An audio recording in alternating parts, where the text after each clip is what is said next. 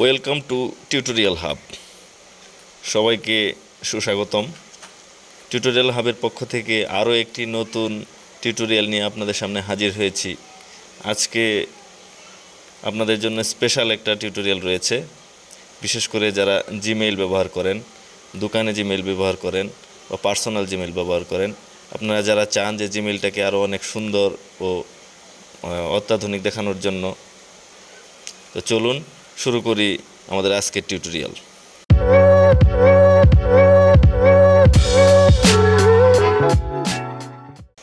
প্রথমেই আমি আমার গুগল ক্রোম অ্যাপটি ওপেন করে নেব।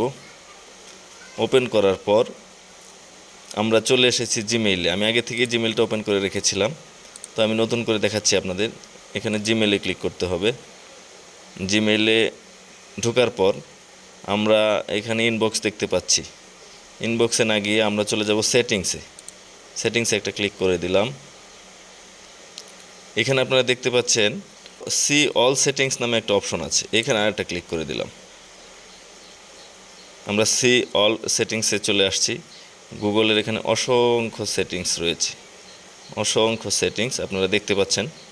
তো আমরা জেনারেলি কাজ করব, আমরা অন্য কোনো সেটিংসে যাব না।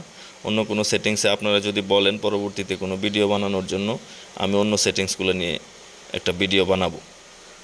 আজকে কথা বলবো জেনারেলের যে ফাংশনগুলো, এগুলোর থেকে একটা ফাংশন নিয়ে কথা বলবো, আর সেটা হচ্ছে যে সিগনেচার।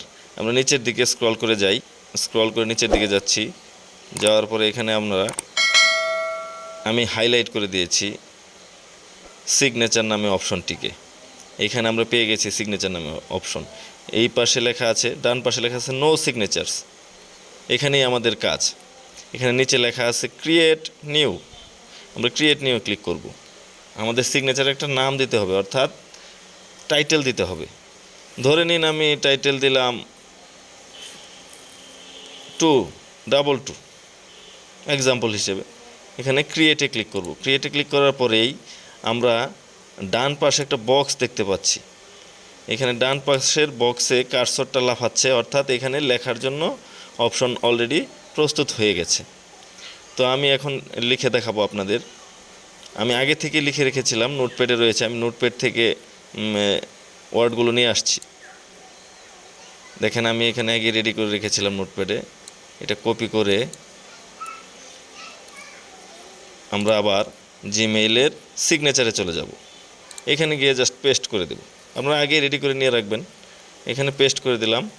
দেখেন এইখানে অনেকগুলো লেখা, সবগুলাই একই রকম।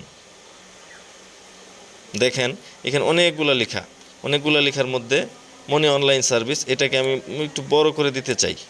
একটু বড় করে দিলে এই দেখেন টেক্সট সাইজ হিউজ করে দিলাম। হিউজ করে দেওয়ার পর আবার ফন্টও আছে এখানে দেখতে পাচ্ছেন যে অনেকগুলো ফন্ট। এই ফন্টগুলো আপনি চাইলে যে কোনো একটা ফন্ট ইউজ করতে পারবেন। বড় করে দিলাম। দেওয়ার পর আমি এখানে সেভ করে দেব। আমার আর কোনো কাজ নেই। এখান থেকে যদি আমি বের হয়ে যাই তাহলেই সেভ হয়ে যাবে। তো আমার কাজ এ পর্যন্তই। আমি বের হয়ে যাব এখান থেকে। এখন ধরুন আমি বের হয়ে যাচ্ছি। কনফার্ম ডিসকার্ড চেঞ্জেস, ওকে, আমি ওকে দিয়ে দিলাম। এখন আমি একটা মেইল সেন্ড করব, এখান থেকে কম্পোজ করব। দেখেন কম্পোজ করার সাথে সাথেই আমার সিগনেচারগুলো এখানে অটোমেটিক চলে আসছে। অটোমেটিক চলে আসার ফলে আমার যে সুবিধাটা হয়েছে, আমি যদি কাউকে একটা ইমেল পাঠাই, সেক্ষেত্রে তার কাছে, তার ইনবক্সে এই লেখাটি চলে যাবে। দেখুন আমি এখন একটা ইমেল পাঠাবো কারো কাছে।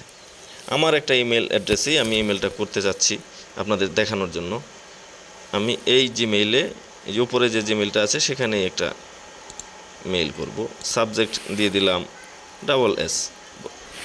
দেওয়ার পর আমি এখানে সেন্ড বাটনে ক্লিক করব। সেন্ড। এখানে দেখা যাচ্ছে যে মেসেজ সেন্ড হয়েছে। তো আমরা যে ইমেইলে সেন্ড করেছি সেই ইমেইলে চলে যাব। এখন আমি আরেকটি গুগল ক্রোমের অ্যাপ ওপেন করলাম। আমি এই ট্যাবের জিমেইলে প্রবেশ করব।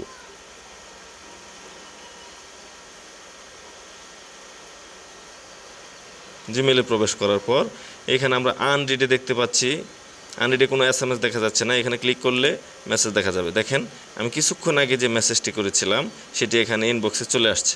আমি একটু ওপেন করব। ওপেন করার পর দেখেন আমি 3টা S দিয়ে SMS করেছিলাম, আর আমার সিগনেচারটা সাথে চলে আসছে। অর্থাৎ আমরা যে ট্রিকটি আপনাদের দেখাতে চেয়েছি সেটি ঠিক ভালোভাবে কাজ করেছে, এবং আপনারা চাইলে আপনাদের ইমেইলেও এই ধরনের সিগনেচার অ্যাড করে নিতে পারেন। তো ধন্যবাদ সবাইকে। পরবর্তী ভিডিও পাওয়ার জন্য চ্যানেলটিকে সাবস্ক্রাইব করে রাখবেন। আসসালামু আলাইকুম।